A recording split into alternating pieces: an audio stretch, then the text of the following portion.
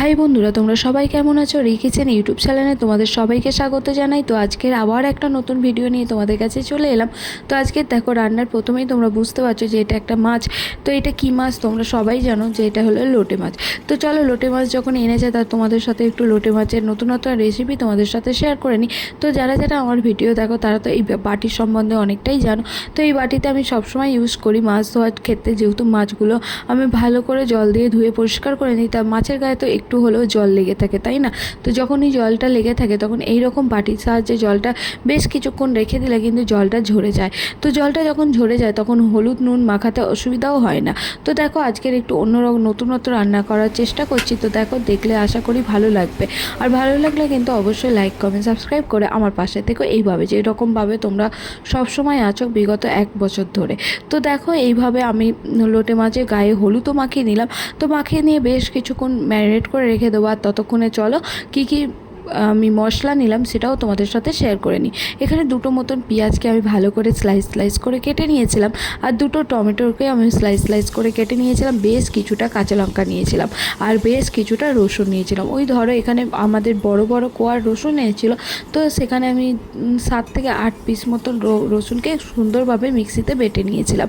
তো চলো, তোমাদের সাথে কথা বলতে বলতে দেখো, এইদিকে আমার কড়াইটা গরম হয়ে গেছে। তো গরম হয়ে যাওয়ার পরে আমি এতে দিয়ে দিলাম বেশ কিছুটা সর্ষের তেল।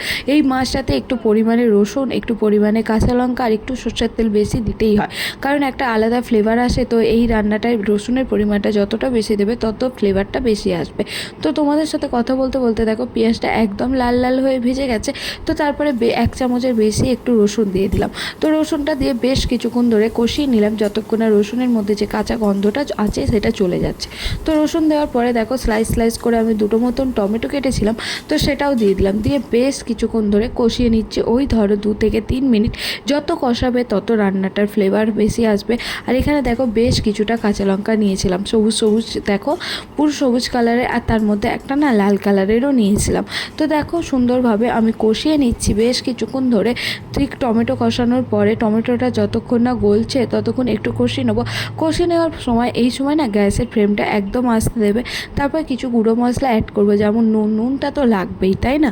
তো নুনটা স্বাদ অনুসারে দেবে, যেমনটা তোমরা নুন খাও। আমরা নুন পরিমাণে কম খাই, তোমরা দেখলেই বুঝতে পারছো। আর দেখো, হলুদটাও পরিমাণে দেবে।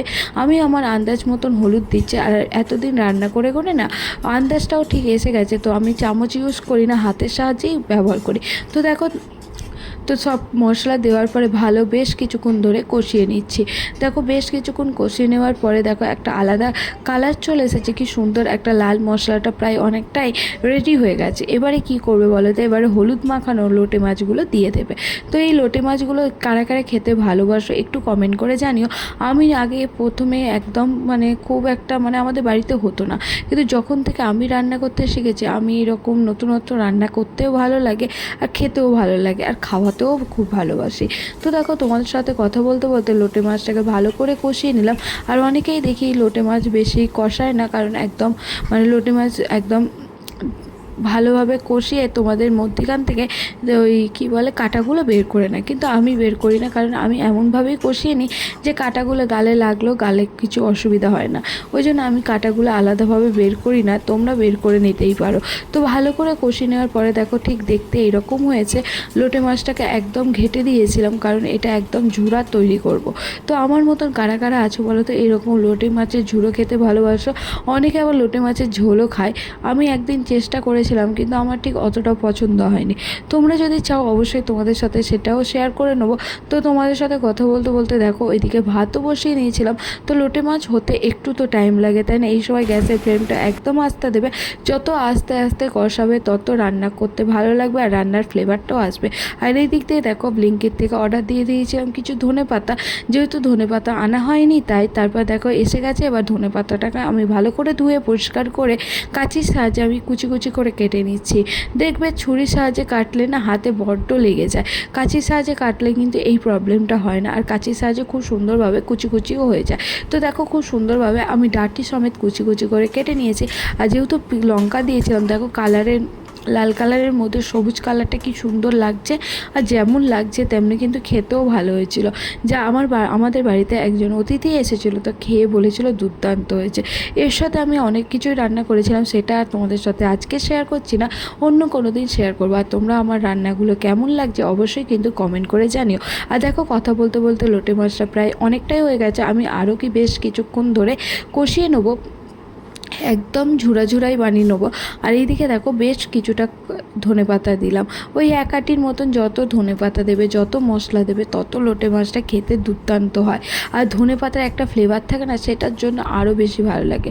তো এই রকম রান্না তোমাদের কাদের ভালো লাগে অবশ্যই কিন্তু কমেন্ট করে জানিও। আর দেখো কি সুন্দর একটা টেক্সচার এসে গেছে, দেখতেও ভালো লাগছে, তাই না? তো এইরকমভাবে আরও বেশিক্ষণ ধরে কষিয়ে নেবো। আর দেখো কি সুন্দর একটা লাল ভাব চলে এসেছে, কষানোটা খুব দুর্দান্ত হয়েছে। তো রান্নাটা হয়ে গেছে। আর আমার এই রকম রান্না দেখে যদি তোমাদের ভালো লাগে তাহলে কিন্তু অবশ্যই লাইক, কমেন্ট, সাবস্ক্রাইব করে ভাতও বেড়ে নিলাম, তার সাথে লোটে মাছের ঝুড়াটাও তো বেড়ে নিলাম। আর একদম দেখো শুকনো শুকনো হয়েছে না?